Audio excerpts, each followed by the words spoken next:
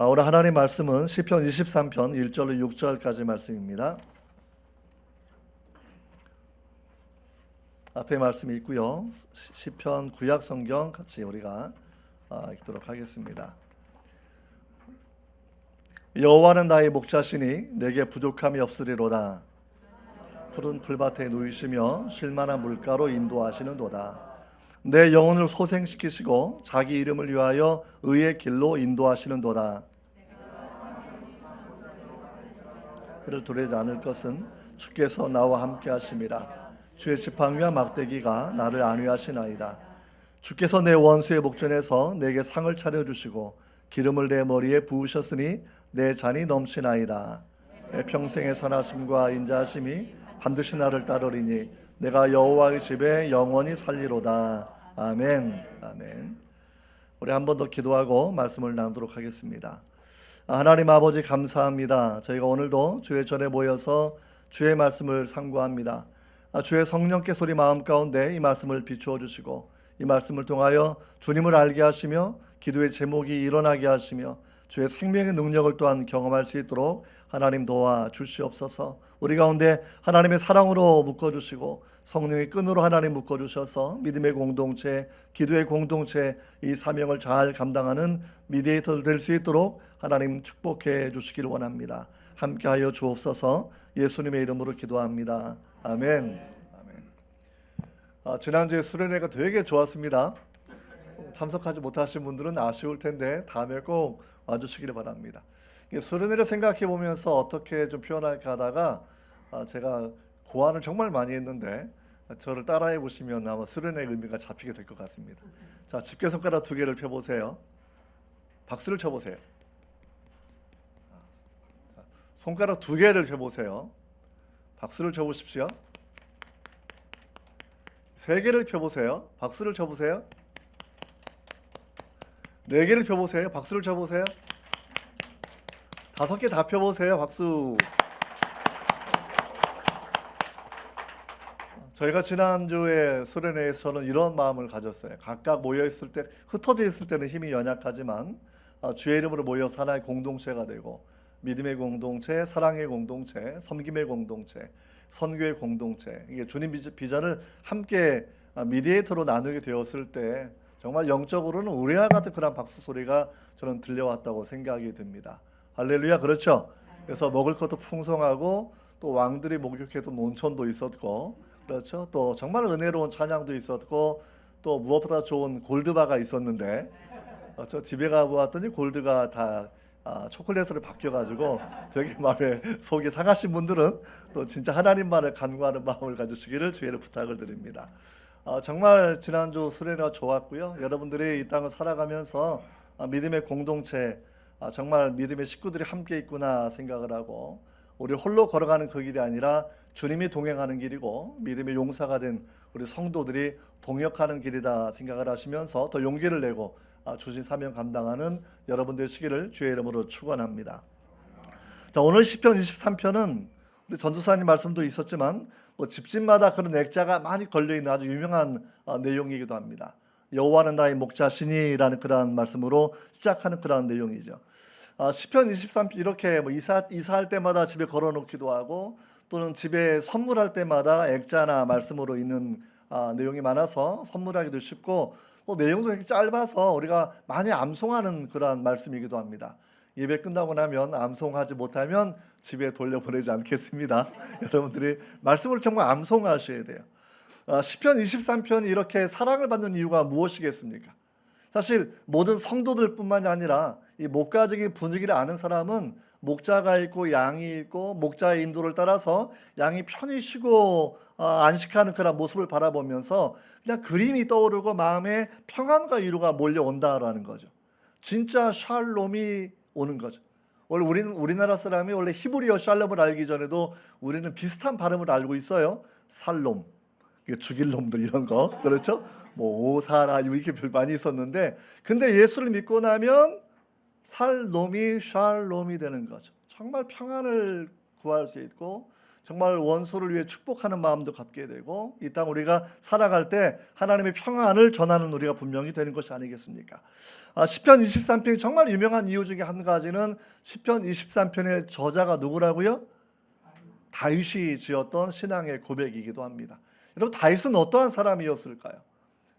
다윗은 우리가 아는 것처럼 골리앗과 싸워 이겼던 정말 대단한 사람입니다. 골리앗이 키가 한 2m 40, 50쯤 되는 그런 사람이라고 알려져 있고 심지어는 2m 70까지라고 말하는 학자들도 있는데 아주 거인 골리앗과 싸웠던 소년 목동 다윗의 그러한 고백이 정말 그의 평생의 그 신앙으로 그렇게 일어나게 되는데요. 여러분, 다윗은 여러 가지로 많이 평가가 돼요. 그는 정말 장군이고 뛰어난 용사인데도 불구하고 시를 참 잘 쓰는 사람입니다. 시편 23편 읽어보시면 이런 주옥 같은 시를 그 용맹한 장수가 썼다라는 거죠. 뿐만이 아니라 하프를 정말 잘 타는 사람이었어요. 그러니까 자기가 모시던 왕 사울 왕이 이 광기가 일어나게 되면 찬양을 통해서 광기를 진정시켰던 음악 치료사가 다윗 왕, 다윗 소년이었을 때 다윗의 그런 모습이기도 했습니다. 그가 얼마나 힘이 있는 찬양, 영감 있는 찬양, 하나님의 성령이 임재하는 찬양을 불렀는 우리가 그렇게 알게 되는 것이죠. 여러분, 그는 정말 또한 이스라엘의 국경을 넓게 확장하고 정말 국력을 증대시켰던 이스라엘 사람이 가장 존경하는 왕이기도 합니다. 또 한편 그는 우리가 아는 것처럼 기도하는 사람이기도 하죠. 용맹했지만 자신의 힘만 믿었던 사람이 아니라 부유했지만 자신의 재물만 의지하는 사람이 아니라 하나님 앞에 겸손하게 기도하는 그 사람이 다윗이었기 때문에 하나님은 다윗을 내 마음에 합한 사람이다 라고 이야기합니다. 여러분들이 주변의 친구를 바라보거나 또는 자기 가족을 바라보면서 내 마음에 합해서 내 마음에 똑같아 이런 마음 평가하는 사람을 만나는 것은 쉽지 않을 거라고 생각이 듭니다. 하나님께서 내 마음에 합했다라는 것은 하나님의 마음을 매일매일 추구하는 삶을 살았다라는 거죠. After God's own heart라는 표현인데 하나님의 마음을 매일매일 추구하는 삶을 살았다라는 그런 평가를 받는 사람이 오늘 본문의 저자였던 다윗의 그런 모습이라고 생각할 수가 있습니다. 자, 시편 23편이 사랑받는 이유를 제가 또 설명을 해드리면 여기에는 분명히 정말 엄청난 메시아의 신앙이 고백되어 있기 때문이에요.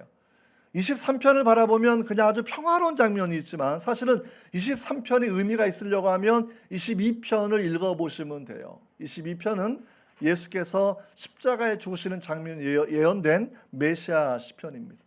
정말 하나님 어찌하여 나를 멀리하시나이까 라고 외쳤던 주님의 탄식이 거기에 있고 정말 사람들이 주님을 조롱하고 벌레처럼 취급하던 그 정말 괴로운 상황이 담겨져 있고 주님의 옷을 제비 뽑는 그 모든 메시아의 죽음에 관련된 예언이 22편에 있다라는 거죠. 22편에서 메시아, 선한 목자인 메시아가 이미 생명을 주셨고 생명을 주신 그 사랑 이후에 23편이 우리에게 놀라운 사랑으로 다가오는 것이라고 우리가 하는 그런 부분을 생각해 볼 수가 있습니다. 또다시 시편 23편이 사랑받는 이유는 무엇일까요? 그것은 뭐냐면 진짜 우리에게 만족을 주는 것이 무엇이냐라는 부분을 다윗이 우리에게 아주 정확하게 설명해 주고 있습니다. 다윗은 당시에 가장 큰 권력을 가진 왕이었고 또 왕도 쉽게 말하면 굉장히 국력이 증대할 때 왕이었기 때문에 그 위세는 대단하다고 생각해 볼 수가 있습니다.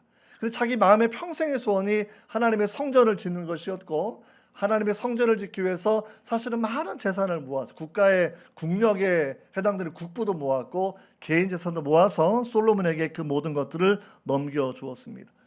다윗이 금을 넘겨준 금의 무게만 바라봐도 약 10만 달란트라 10만 달란트. 한 달란트가 뭐냐면 37kg이에요. 지난주에 우리가 골드바 1kg 받으셨죠? 그렇죠? 그게 이제 37개가 모여 있으면 한 달란트가 돼요. 근데 그게 다시 10만 개가 되는 거예요. 그러니까 이게 어느 정도의 부유하냐면 우리가 요즘 시세로 하면 약 한 8천만 원 정도 1kg가 되거든요. 그렇죠? 근데 이게 8천만 원 정도 되는데 이게 여러분 계산해 보면 약 한 300조가 넘는 돈이 될 거라고 생각이 됩니다. 그 엄청난 거 10만 달란트니까.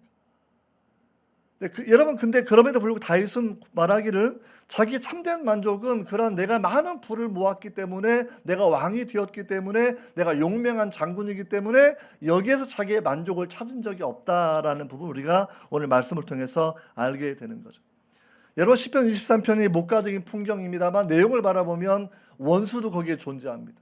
죽음의 골짜기도 존재합니다. 그러니까 우리 인생 전체를 바라보면서, 인생에서 우리가 편안한 삶을 살기 원하지만, 그러나 인생을 살다 보면 함께 모이는 작은 공동체에서, 혹은 자기 있는 회사에서, 또는 자기 친구와 이웃과 자기의 어떤 인간관계에서 원수처럼 지내는 사람도 만날 수밖에 없고, 또는 자기가 원하지 않지만 죽음의 골짜기, 사망의 골짜기 같은 상황을 여러분 지날 수밖에 없는 때도 분명히 있다라는 거죠.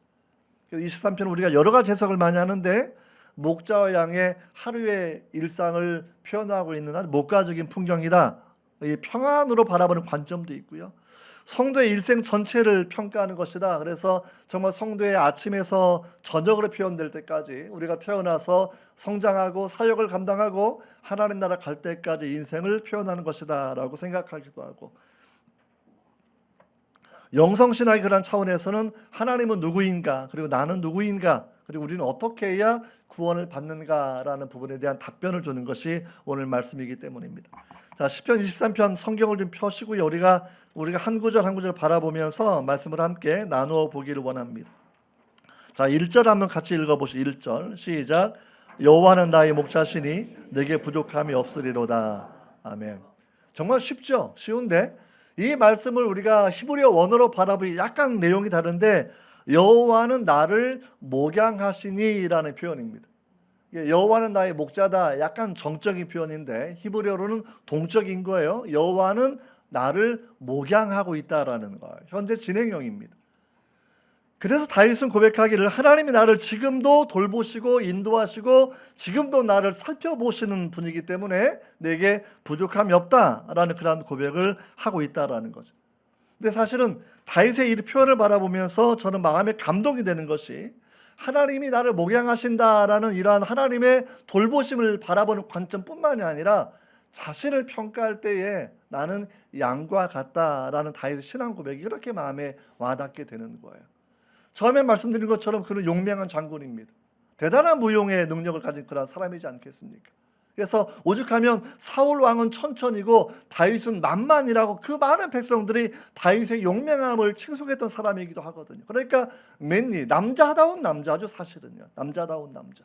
근데 남자다운 남자인데 자기가 하나님 앞에서는 아주 연약한 양이라고 고백을 하고 있다라는 거예요. 정말 우리는 양입니다. 믿으십니까?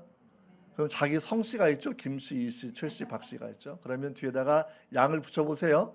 좌우로 둘러보시면 나는 김양입니다. 나는 최양입니다. 한번 인사를 한번 해보시기 바랍니다.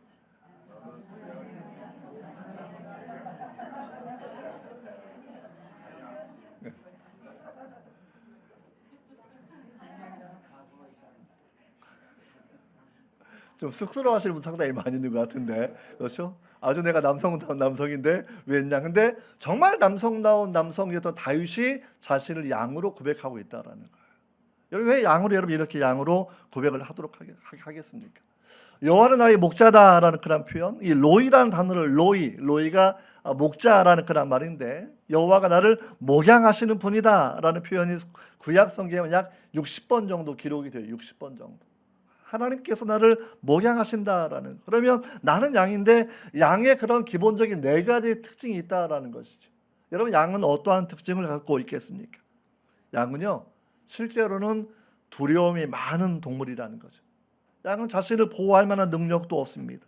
싸울 만한 무기가 있는 그런 존재도 분명히 아니다라는 거죠. 그는 날카로운 발톱도 없고 날카로운 뿔도 없고 이빨도 없고 날렵한 운동신경도 없고 또 시신경이나 청각이 그렇게 좋지 않아서 아주 애를 먹는 그런 짐승이 이 양이기 때문에 양은 기본적으로 두려움을 가지는 존재, 자신의 인생을 스스로 담보할 수 없는 존재라는 것을 우리가 생각해 볼 수가 있습니다.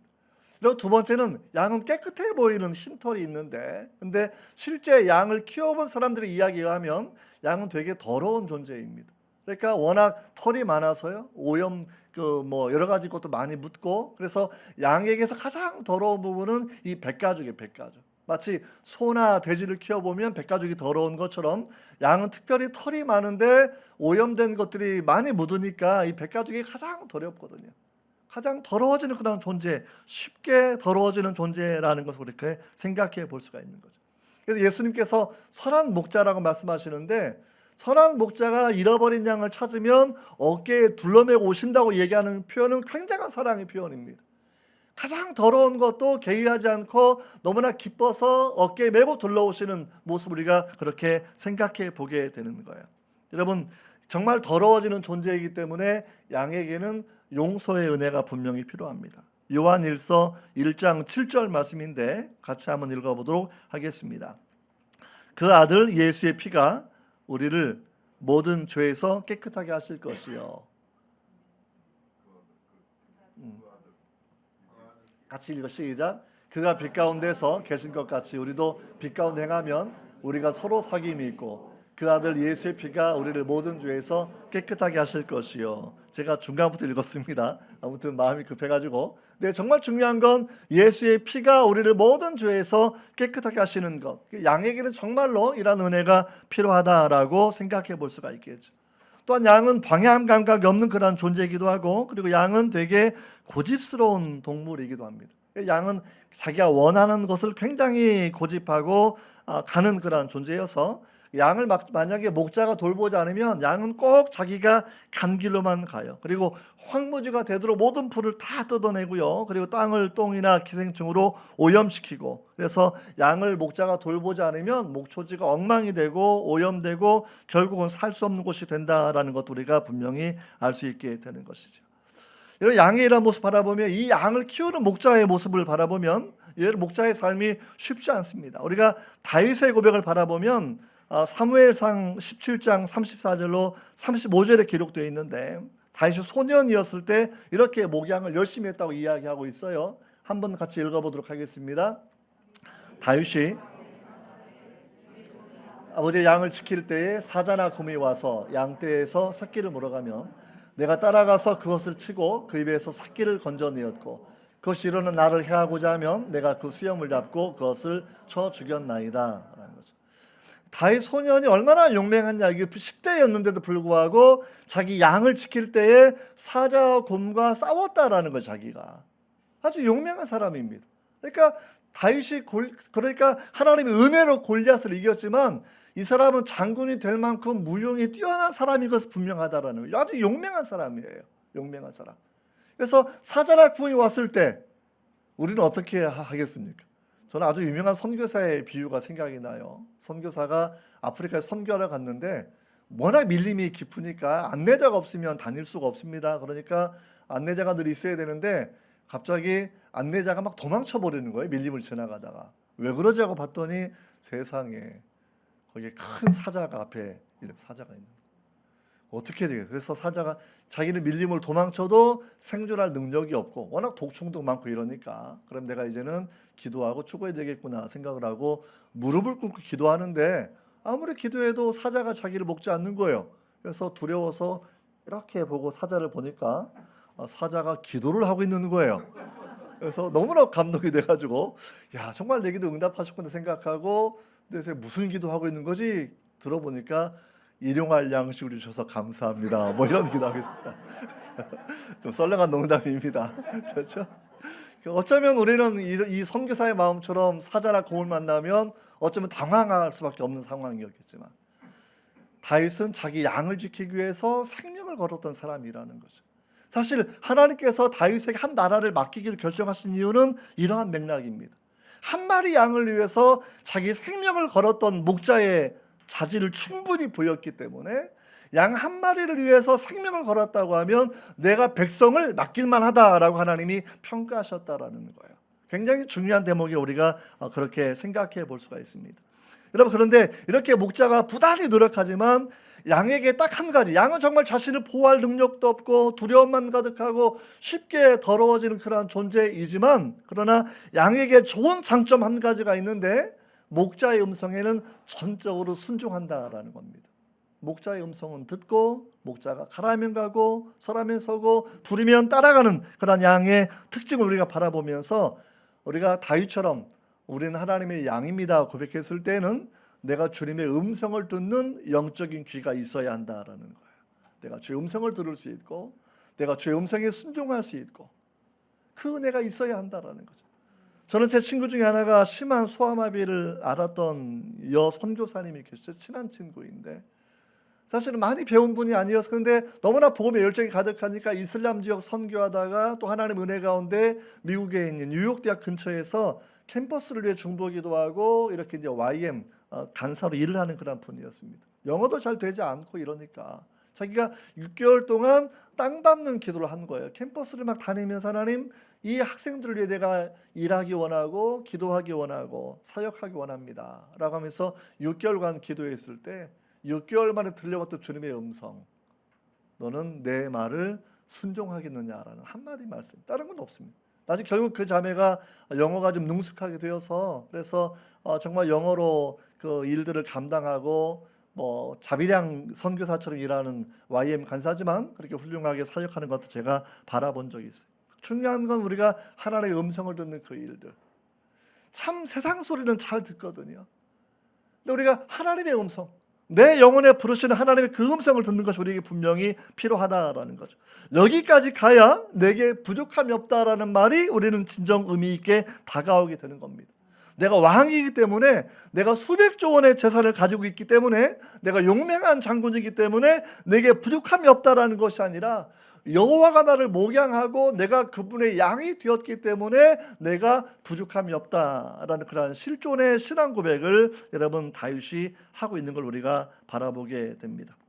실제 이것은 하나님 우리를 바라볼 때 소원이에요. 소원. 에스겔서 34장 15절도 있고 이사야 40장 11절도 있는데 이사야 40장 11절을 먼저 잠깐 바라보도록 하겠습니다. 이사야서 같이 읽습니다. 시작. 그는 목자같이 양떼를 먹이시며 어린 양을 그 팔로 모아 품에 안으시며 젖먹이는 암컷들을 온순히 인도하시고, 이게 하나님이 이렇게 하고 싶다라는 거예요. 하나님께서. 에스겔서 말씀도 마찬가지인데 34장 15절 말씀입니다. 시작. 내가 친히 내 양의 목자가 되어 그것들을 누워있게 할지라. 주 여호와의 말씀이니라. 2절 말씀 바라보면 하나님이 선지자를 보내는데 사람들이 선지자를 죽이고 때리고 이런 과정이 나와요. 말씀을 듣지 않아요. 그러니까 하나님 오죽 답답하면 이제 내가 진짜 너희한테 가서 너희 목자가 되겠다. 이게 하나님의 결심이라는 거죠. 그 결심이 이루어진 것이 신약 성경에 예수님, 성육신으로 오신 예수님이죠. 진짜 목자로 오셔서 우리를 돌보시고 우리를 인도하시고 우리가 눈에 보이고 들을 수 있는 그 음성으로 이 복음을 들려주셨던 예수님의 그 사랑을 우리는 그렇게 여러분 생각할 수가 있습니다. 요한복음 10장 11절을 바라보시면 나는 선한 목자라. 선한 목자는 양들을 위하여 목숨을 버린다라고 주님 그렇게 말씀해 주시는데 우리는 선한 목자의 사랑을 오늘 본문에서 분명히 여러분들이 아셔야 된다라는 거예요. 그럼 우리가 하나님은 우리의 목자가 되시고 우리는 양이 되었으면 우리는 그러면 뭐하고 살아가는 겁니까? 라고 물어보는데 우리가 하나님의 음성을 들을 뿐만 아니라 우리한테 중요한 것은 주님과 기도하는 삶을 살아가야 한다라는 겁니다.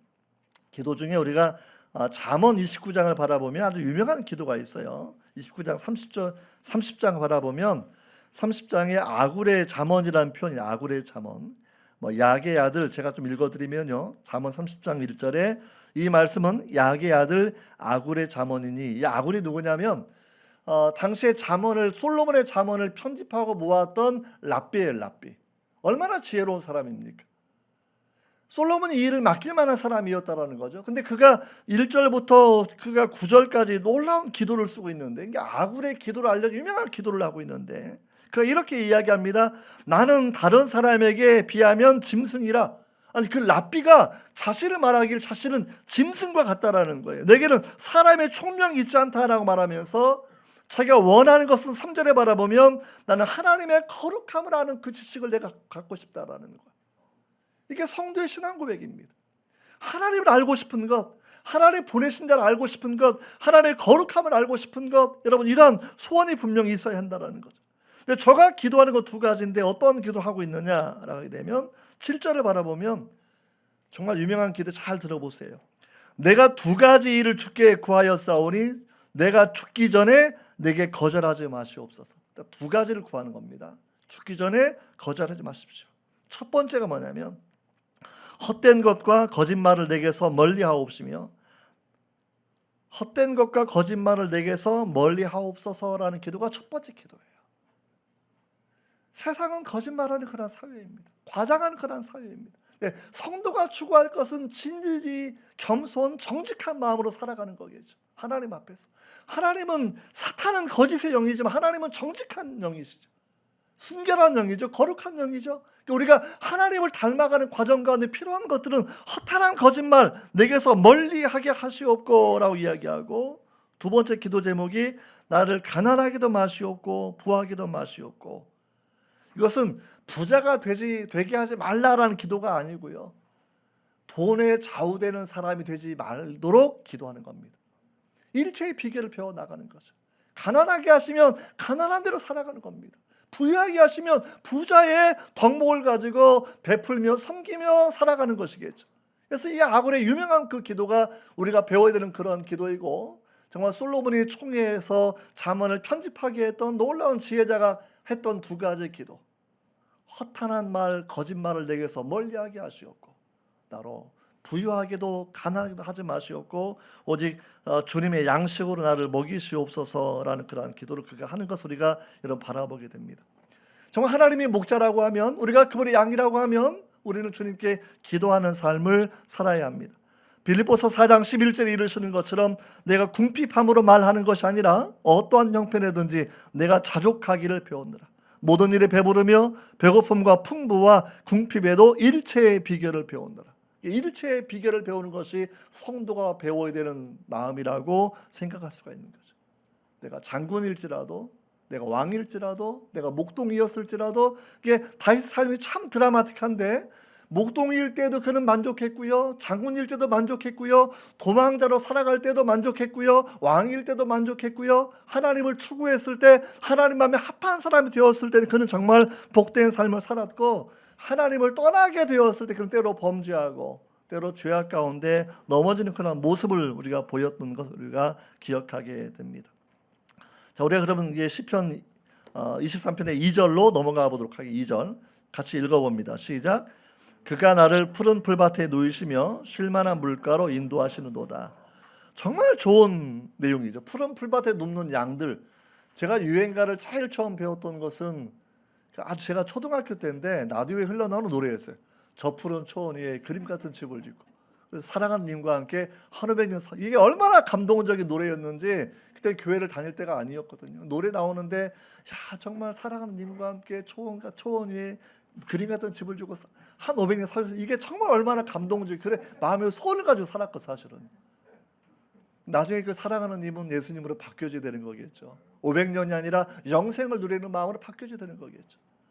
여러분, 정말 중요한 것이 무엇이겠습니까? 근데 양이, 푸른 초원에 양이 있고 목자가 있는데 양이 물가에 눕는 거, 풀밭에 눕는 거는요, 사실은 정말 드문 일이에요. 드문 일. 양은 결코 눕지 않습니다. 왜냐하면 누울 수 없는 여러 가지 이유가 있는데, 그는 두려움이 있기 때문에 누울 수 없고요, 어떤 때는 다른 무리와 알력이 생기기 때문에 불안하면 누울 수 없고요, 그리고 파리나 기생충이 자기를 괴롭히면 눕지 않고요, 배가 고픈 동안에는 눕지 않습니다. 이게 양이에요. 우리가 주님 옆에서 만약에 눕지 않는다고 하면 내 마음은 주님이 나를 목양하시니라는 고백이 없고요, 두려움이 나를 지배하고 있는 그런 상태이죠. 경제적인 두려움이든지 건강의 두려움이든지 인간관계의 두려움이든지 그 두려움이 나를 지배하면 우리는 결코 평안함을 누릴 수가 없다라는 겁니다. 다른 사람과 알력이 생겨도 우리는 인간관계 굉장한 스트레스를 많이 주는데 우리는 마음에 평안을 누리지 못하게 될 것입니다. 파리나 기생충, 우리 건강의 문제이겠죠. 내 건강이 약하게 되면 역시 우리 마음의 평안함을 놓칠 수밖에 없습니다. 또 배고픔이 있는 동안에도 우리가 평안함을 누릴 수 없는 상황이 분명히 되는 것이겠죠. 여러분, 우리가 이 푸른 초장에 눕는다라는 말을 생각해 보시면 실제로 주님께서 목양할 때 주님께 내 모든 생명을 의탁하는 마음을 가지는 상태로 여러분 진보한 겁니다. 주님을 믿기 때문에 완전히 눕는 거죠. 마치 어린아이가 엄마 품에 안겨서 평안히 잠을 잘 수 있는 것처럼 우리가 주님과 내 관계가 분명하면 밤에는 단잠을 잘 수가 있습니다. 이게 하나님의 은혜예요. 그래서 정말 내가 주님이 나를 목양하시면 내 마음에 평안이 가득해야 되는데, 내가 나를 점검해 봤을 때 평안이 없다, 불면증이 있다, 여러 가지 있다고 치면 하나님 앞에 혹시나 다른 질병의 문제가 아니라 영적인 문제는 혹시 아닌지, 뭐 질병의 문제면 치료받으면 되는 거고요. 영적인 문제라고 하면 두려움이 내 마음을 장악하지 않도록 주님을 찾는 그런 시간들이 필요할 거라 생각이 됩니다. 요한복음 14장 27절을 제가 읽어드리면, 주님이 우리에게 평안을 너희에게 끼치노니 곧 나의 평안을 너희에게 주노라. 내가 너희에게 주는 것은 세상이 주는 것 같지 아니하니라. 너희는 마음에 근심도 말고 두려워하지도 말라. 주님께서 주고 싶은 것이 평안이라는 거죠. 평안. 할렐루야. 주님께서 우리에게 평안을 주기 원하신다라는 거예요. 그래서 수고하고 무거운 짐을 진 자들아 다 내게로 오라. 내가 너희를 쉬게 하리라. 이번 주에 삶이 고단했다고 하면 내가 살아간 겁니다. 내가 인생의 짐을 지고 내가 문제를 해결하려고 하고 끙끙대고 살아왔을 건데, 여호와가 나를 목양한다고 하면 그분께 맡기고 우리가 때로 사망의 음침한 골짜기를 통과할지라도 마음의 평안을 누리시고 여러분들이 분명히 사셔야 한다라는 거예요. 3절로 넘어가 보도록. 3절 같이 읽습니다. 시작. 내 영혼을 소생시키시고 자기 이름을 위하여 의의 길로 인도하시는 도다. 영혼을 소생시킨다라는 그 표현이 굉장히 좋습니다. 그러니까 소생시켰다라는 표현은 회복시켰다, 새 힘을 주었다 이런 말인데, 그러면 넘어졌다라는 것. 탈무드에 의하면 세상에서 실패한 사람은 넘어진 사람이 아닙니다. 세상에서 실패한 사람은 넘어졌을 때 일으켜줄 사람이 없는 게 실패한 사람이에요. 넘어지는 건 가능해요. 지난주에도 대만에 잠깐 연수차 갔을 때에 뭐 구광 회장 이야기를 잠깐 해주시더라고요. 지금 뭐 LG 사장님 하시다가 이제 은퇴하신 분이 계신데 자신의 이야기. 그 회장님은 실수는 용서 안 한대. 근데 실패는 용서를 한대요. 실패는 능력이 부족한 게 있을 수 있으니까 실패는 용서가 되는데, 실수하는 것은 준비가 부족한 거니까 그것은 용서하지 않는다. 이게 그 사람이 사업을 경영하는 방식이었다, 그렇게 하는 이야기를 제가 전해 들은 적은 있습니다. 우리가 실패하든지 실수하든지 우리 넘어질 수밖에 없는, 넘어졌을 때 우리가 일어나는 그 은혜가 분명히 필요한데, 넘어진 내가 내 힘을 일어나는 것이 아니라 내 영혼을 소생시켜 주시고 회복시켜 주시는 그 하나님의 은혜가 있다라는 거죠. 여러분, 이사야 40장 29절로 31절 말씀을 우리 함께 읽어보도록 하겠습니다. 시작. 피곤한 자에게는 능력을 주시며 무능한 자에게는 힘을 더하시나니, 소년이라도 피곤하며 곤비하며 장정이라도 넘어지며 쓰러지되 오직 여호와를 앙망하는 자는 새 힘을 얻으리니, 독수리가 날개치며 올라감 같을 것이요 다른 박질하여도 곤비하지 아니하겠고 걸어가도 피곤하지 아니하니라. 딱 보면 뭐 강한 기운이 떠오르지 않습니까? 그렇죠? 강한 기운 먹으면 육체에 막 힘이 나는 것처럼, 또 하나님 말씀 우리에게 영적인 강한 기운, 더 강한 기운. 그래서 강한 기운도 먹고 말씀도 먹고 몸도 힘을 얻고 영도 힘을 얻고, 이게 하나님 주신 그 은혜라는 거예요. 피곤한 것 아십니다. 무능한 것도 아세요. 우리가 넘어지는 것도 아세요. 장정도 넘어지고 손녀도 넘어지는데, 하나님의 약속은 뭐냐면 여호와를 바라보는 자, 여호와에게 소망을 둔 자는 새 힘을 주신다라는 겁니다. 하나님께 소망을 두시고 살아가야 된다라는 거죠. 여러분, 이렇게 말씀하신 이유는 우리가 오늘 본문으로 들어가게 되면 양의 실존의 상황을 생각해 보시면 돼요. 가끔 우리가 질문해요. 양을 100마리 치다가 한 마리 잃어버리는데 주님이 한 마리를 찾아가시려고 99마리 놓고 가셨다, 이렇게 하면 왜 그렇게 급하게 가셨을까? 더운 여름에 양이 뒤집어진다고 하면 양이 털이 하도 많기 때문에 자기 힘으로 못 일어납니다. 그러면 더운 여름에 양이 생존할 수 있는 시간은 4시간밖에 되지 않습니다. 4시간 안에 목자가 양을 찾아야 양이 사는 거예요.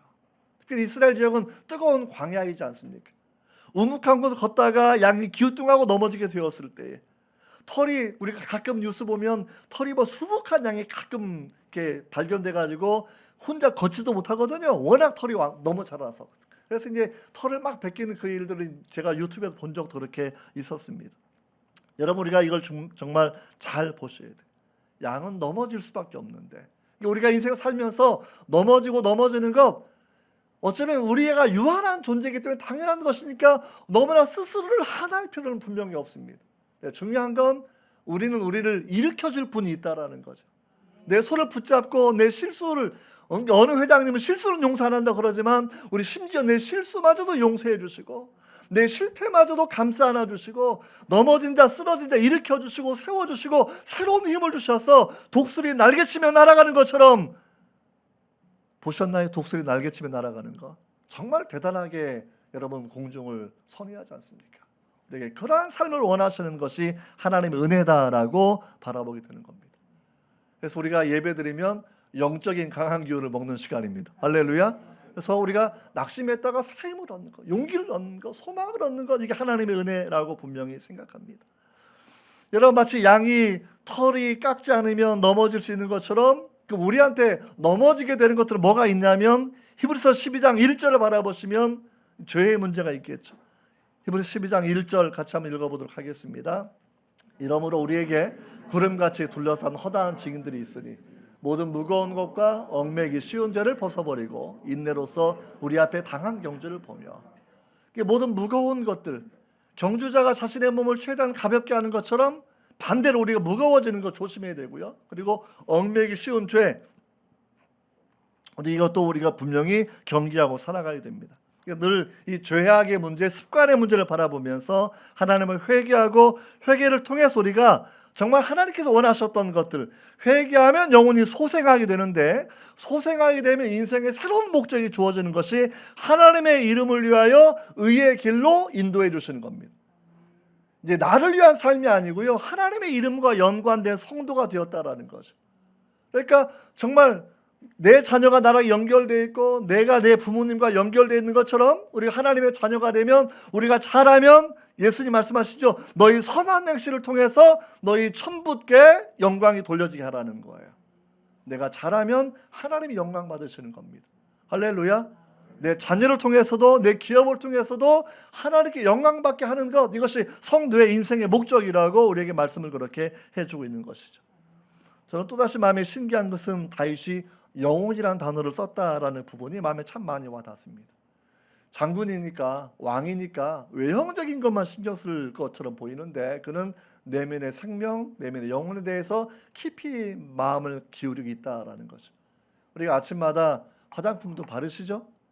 저도 발랐습니다. 머리는 하얗지만 윤택한 피부를 유지하려고 노력을 많이 하고 있는데, 그렇죠? 근데 우리가 피부를 관리하고 근육을 관리하는 것보다 더 중요한 것은 자신의 영혼의 건강을 관리하는 겁니다.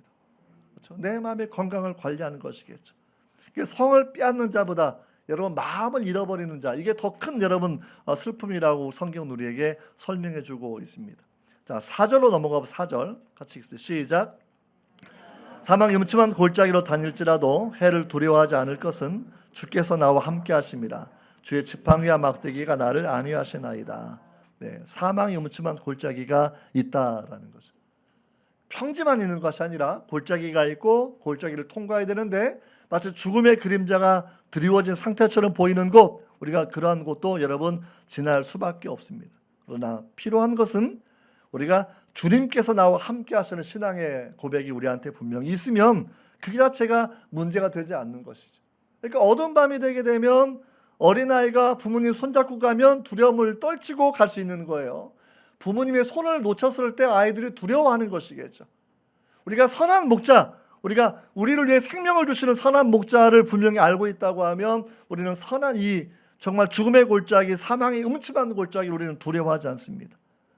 특별히 우리가 오늘 목자 되신 예수님께 두 가지의 지팡이를 가지고, 하나는 긴 지팡이가 있고 하나는 막대기가 있어요. 이게 지팡이는 곰이나 사자나 이런 것과 싸우는 거고요. 막대기는 짧은 건데, 막대기의 용도는 뭐냐면 양을 톡톡 치면서 이 털을 갈라보는 용도로 쓰는 거예요. 털을 갈라보면 피부 상태를 체크하게 되고, 그래서 양이 건강한지 문제가 없는지 판단하는 게 작은 막대기고요. 큰 막대기는 이제 짚고 다니면서 때로 그 짐승과 싸우는 그런 거라고 생각을 그렇게 해볼 수가 있는 거죠.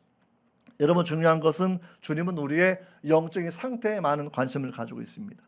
시편 139편 23절 24절을 바라보면 다윗은 이렇게 고백을 하고 있는 거죠. 시작. 하나님이여 나를 살피사 내 마음을 아시며 나를 시험하사 내 뜻을 아시옵소서. 내게 무슨 악한 행위가 있나 보시고 나를 영원한 길로 인도하소서.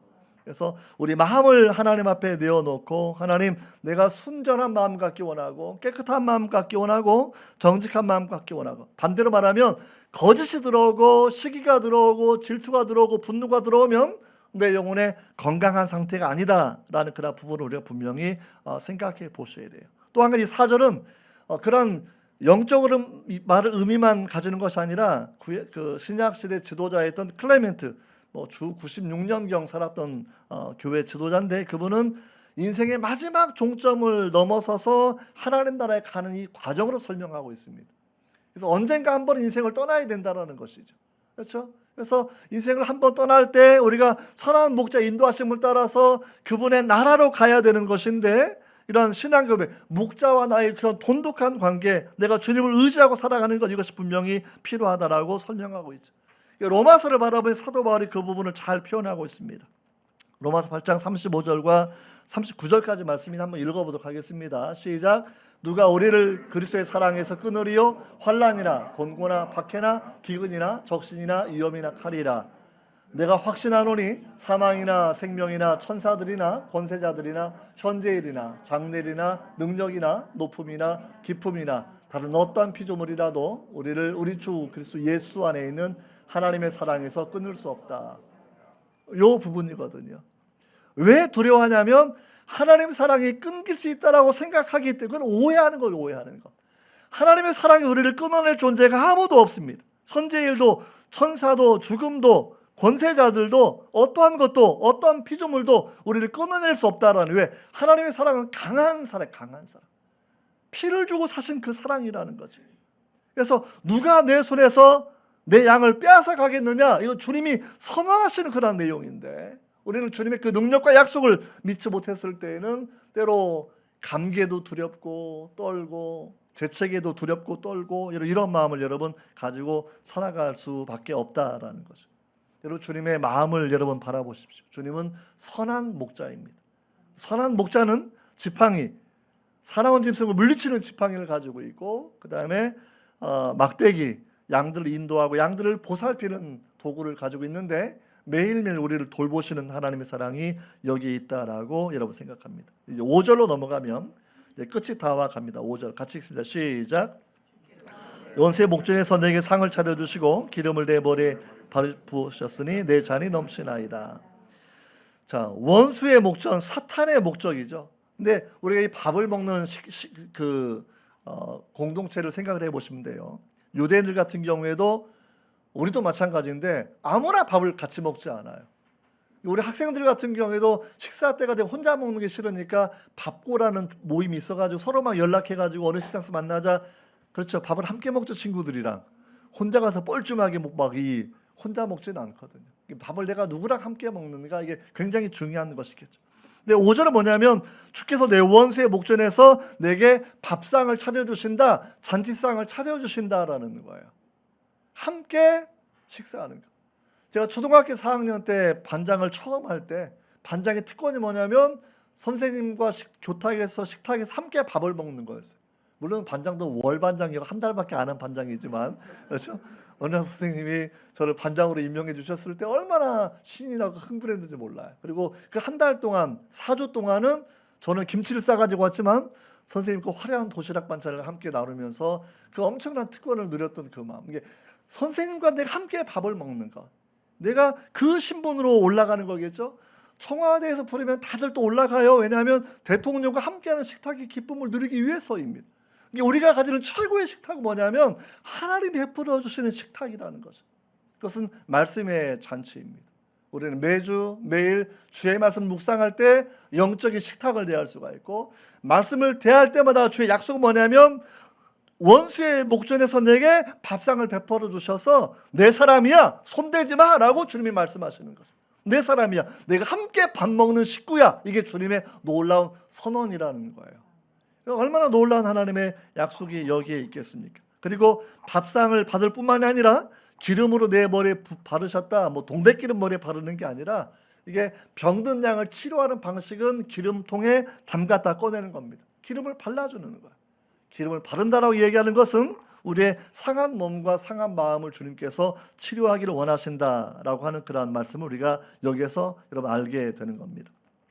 그래서 이 과정이 되어야 우리 그 유명한 말씀이 나오는데 내 잔이 넘치나이다. 1절에서는 내게 부족함이 없습니다. 5절에서 드디어 내 잔이 넘치나이다.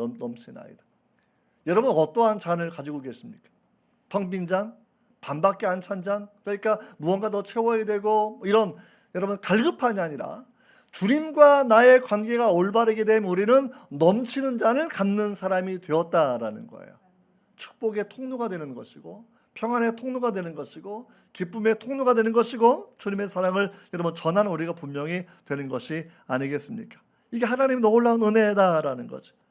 6절로 이제 마지막 우리가 내용을 정리해 보려고 6절을 같이 한번 읽어보도록 하겠습니다. 시작. 내 평생의 선하심과 인자하심이 반드시 나를 따르리니 내가 여호와의 집에 영원히 살리로다. 내 평생의 하나님의 선하심과 인자하심이 반드시 나를 따라온다라는 거. 마치 엄마가 아이에게 이것 좀 먹어 하고 쫓아다니면서 먹이는 것처럼 하나님의 인자하심, 하나님의 선하심이 우리를 반드시 보증하시고 따라오시는데 이게 이런 인생이 얼마나 복된 인생이 되겠습니까? 하나님의 선하심이 가득한 그 인생. 여러분 자녀를 축복할 때 이 평생에 하나님의 선하심과 인자하심이 가득하게 하옵소서 여러분 축복해 주셔야 돼요. 남편과 아내를 축복할 때에도 서로 성도를 축복할 때에도 하나님의 선하심과 인자하심이 가득하게 축복하는 마음을 여러분들이 가지셔야 합니다. 근데 이게 하나님의 약속은 있어요. 내가 따라가면서 너를 복주겠다라는 거예요. 누구에게? 목자와 양의 관계가 분명한 자에게. 누구에게? 예수 그리스도의 사랑 목자의 사랑 안에 거하는 자에게는 하늘의 신령한 복으로 채워주시겠다라는 하나님의 약속이 여기에 있는 것이죠. 다윗의 마지막 고백이 우리 마음의 감동입니다. 6절의 마지막 바라보시면 내가 여호와의 집에 영원히 살리로다라는 거죠. 더 많은 권력을 구하지 않습니다. 더 많은 부를 구하지 않습니다. 더 많은 용맹함을 구하지 않습니다. 그는 그 모든 것을 다 누려보았지만 가장 궁극적인 만족은 하나님과 나의 관계. 마치 입양된 사람들의 고국에 부모 찾으러 오는 것처럼 우리가 창조주를 찾아오는 과정들, 그렇죠. 우리를 구원하신 구세주를 찾아오는 과정들을 그렇게 여러분 생각해 보시면 되겠습니다. 그래서 이런 과정 가운데 생각해 보면 양은 목자가 돌보면 황금 발굽을 가진 가축이라는 별명으로 적용이 돼요. 목자가 돌보지 않으면 초원을 못 쓰게 만들어요. 황금 발굽이라 평가할 때는 목자가 양을 이리저리 잘 인도하시면 한쪽 풀을 먹고 다른 쪽으로 가면 또 이쪽이 풀이 새롭게 소생하고 이런 과정이거든요. 무슨 얘기냐면 황금 발굽은 내가 지나온 자리가 폐허가 되지 않고 풀은 풀밭으로 여전히 남아 있어야 한다는 겁니다. 우리 환경 문제라든지 모든 건 똑같은 문제인데 내가 지나가고 내 후세에게 우리는 무엇을 남겨줄 것인가? 주님의 은혜를 남겨줘야 되고 아름다운 교회와 아름다운 말씀과 주님의 사랑을 남겨주는 여러분 되시기를 정말 주의 이름으로 축원합니다. 정말 주의 은혜가 여러분이 정말 가득하게 바라고요. 오늘 말씀을 이제 정리해 보려고 합니다. 여러분 다윗도 자신을 양으로 고백했습니다. 우리가 하나님 앞에서 강한 척은 하지 마시고 하나님 앞에 연약한 자녀로 자기를 인정하시면서 저는 주의 목양이 필요합니다. 이런 고백을 하는 여러분 되시기 바라고요. 많은 염려 때문에 괴로워하지 마시고 빌립보서 4장 6절로 7절 말씀처럼 우리가 한 번 더 마지막 볼 텐데요. 염려하지 마시고 기도하셔야 돼요. 시작. 아무것도 염려하지 말고 다만 모든 일에 기도와 간구로 너희 구할 것을 감사함으로 하나님께 아뢰라. 그리하면 모든 지각에 뛰어난 하나님의 평강이 그리스도 예수 안에서 너희 마음과 생각을 지키시리라 하는 것. 그래요. 사망의 골짜기를 넘어서 참된 평안이 있는 것처럼 주님의 품 안에서 우리 하나님께 아름다운 소망을 두고 살아가는 여러분 되시기를 바랍니다. 기도하겠습니다. 여호와는 나의 목자시니 내게 부족함이 없으리로다. 다윗의 신앙 고백을 우리의 고백 삼기를 주님 원합니다. 우리 힘으로 바둥거리고 살아가는 것이 아니라 우리가 하나님의 양이 되어서 우리를 목양하신 주님의 그 은혜, 우리를 인도하시고 우리를 돌보시며 우리 연약함을 아시고 우리를 긍휼히 여기시고 새로운 힘을 주시는 그 은혜, 장차 미래의 소망을 주시는 하나님의 그 은혜를 누리며 살아가기 원합니다. 주님 오늘도 함께해 주셔서 낙심한 자 마음에 위로해 주시고 육체가 연약한 자 새 힘을 주시고 하나님 정말로 하나님 은혜 가운데 잔이 넘치는 그 은혜, 치료하시는 그 은혜, 평안을 주시는 그 은혜 하나님 가득한 예배 되게 하여 주시옵소서. 예수님의 이름으로 기도합니다. 아멘.